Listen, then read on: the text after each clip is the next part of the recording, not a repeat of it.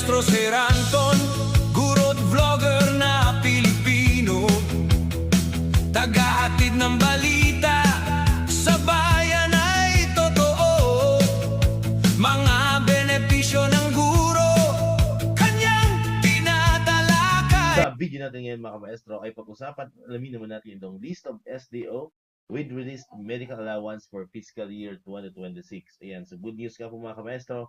Kasi ngayong araw ay mayroon na naman tayong nadagkitang mga bagong SDO, mga nadagdag na mga bagong SDO na na-release na po ng kanilang medical allowance. Ngayong araw po yan, May 7, 2026. Yan po ay siyam, ano po sa ating pong unofficial list.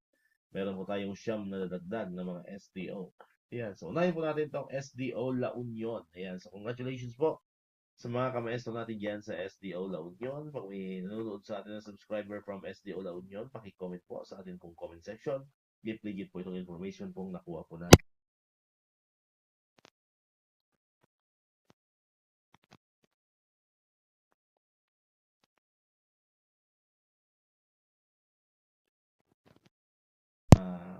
Laman po natin kung legit po itong nakuha po natin na information.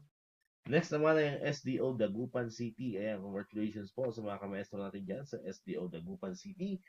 Ayan, comment down below mga kamaestro natin from SDO Dagupan City. Ayan, para makita natin o malaman natin if legit po itong nakuha po natin na information. Next ay ang SDO Kalinga. Ayan, congratulations sa mga kamaestro natin po dyan. Ayan, comment down below kung may nanonood po sa atin from SDO Kalinga if legit po itong nakuha po natin na information. Next ay ang SDO San Carlos City. Ayan, congratulations po sa mga kamaestro natin dyan sa SDO San Carlos City. Ayan, comment down below din po kung may mga nanonood po sa atin na mga kamaestro natin dyan from SDO San Carlos City. Next po ay ang SDO Bohol. Ayan, congratulations po sa mga kamaestro natin dyan sa mga taga SDO Bohol. Ayan, kung may nanonood po sa atin, comment down below para makita po natin if legit po ito nakuha po natin information na meron na rin pong medical allowance ang SDO Bohol. Next ay ang SDO Gihulngan City. Ayan, congratulations po sa mga kamaestro natin yan sa SDO Gihulngan City. Comment down below natin if legit itong nakuha po natin na information. Next ay ang SDO Ordaneta City. Ayan, congratulations po sa mga kamaestro natin dyan sa SDO Ordaneta City. Comment down below if totoo po ito nakuha po natin na information. Ayan, next po, last ay ang SDO Siargao Island. Ayan, congratulations po sa mga kamaestro natin dyan sa SDO Siargao Island.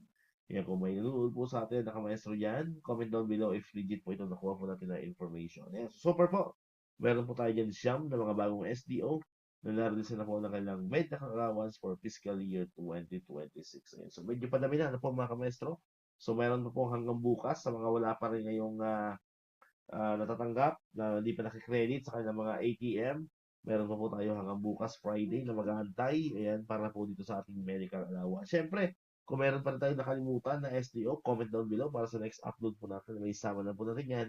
And of course, sa mga wala pa rin mga medical allowance, pwede rin po kayo mag-comment dyan sa ating comment section para malaman din po natin sino-sino pa yung wala pang na-release na medical allowance hanggang sa kasalukuyan. Alright, so dito ko natapusin yung ating video ngayon mga kamaestro. Kung di ka pa nakakapag-subscribe, click mo na ang subscribe button dyan para ikaw yung unang nakapanood ng mga videos na in-upload natin. Katulad ko yung mga updates pa rin about sa medical allowance and other benefits sa mga teachers and government employees. And syempre, click mo na rin ang notification bell button para ma-notify ka, always update ka pag may mga bago tayong uploaded. Sa muli, maraming salamat sa inyong panonood at pakikinig. Once again, El Maestro, see you on my next vlog. Bye-bye!